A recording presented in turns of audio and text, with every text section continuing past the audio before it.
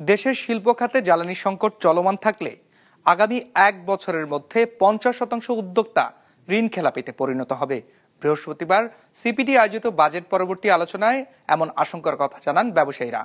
তারা বলেন, লম্বা সময় ধরে দেশে জ্বালানি সংকট চললেও বাজেটে ছিল না তা সমাধানে কোনো বিশেষ উদ্যোগ।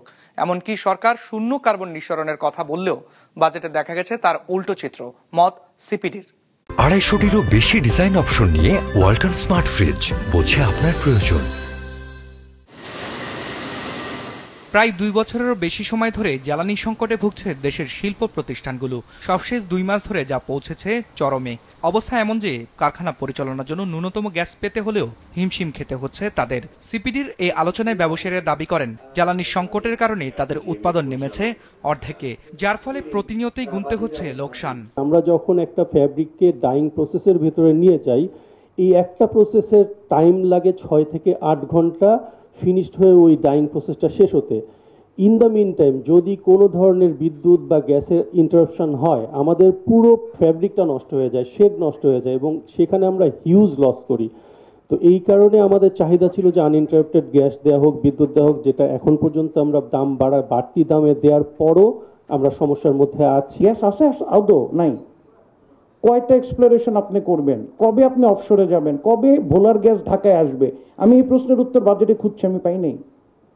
অ্যাজ এ উদ্যোক্তা আমার ওই কোশ্চেনের অ্যান্সার দরকার, আমি টাকার হিসাব দেখতে চাই না। তথ্য বলছে 2025-26 অর্থ বছরে জ্বালানি খাতের জন্য বরাদ্দ দেওয়া হয়েছে 22,520 কোটি টাকা, যা চলতি অর্থ বছরের সংশোধিত বাজেটের তুলনায় 0.8% কম। যেখানে এ খাতে পরিচালন বাজেটের ব্যয় 15.5% মতো বেড়েছে। সব মিলিয়ে উন্নয়ন বাজেটে এ খাতের বরাদ্দ কমেছে 24% মতো। সার্বিকভাবে কমেছে ভর্তুকির পরিমাণও। যদিও এলএনজি আমদানিতে 3,000 কোটি টাকা বাড়িয়ে ভর্তুকি দেওয়া হবে 9,000 কোটি টাকা। বিপরীতে নবায়নযোগ্য জ্বালানির সম্প্রসারণে বরাদ্দ দেওয়া হয়েছে নামমাত্র টাকা, যা সরকারের শূন্য কার্বন নিঃসরণ নীতির পরিপন্থী বলে মত সিপিডির। শেডার বাজেট এই বছর আসলে কমেছে।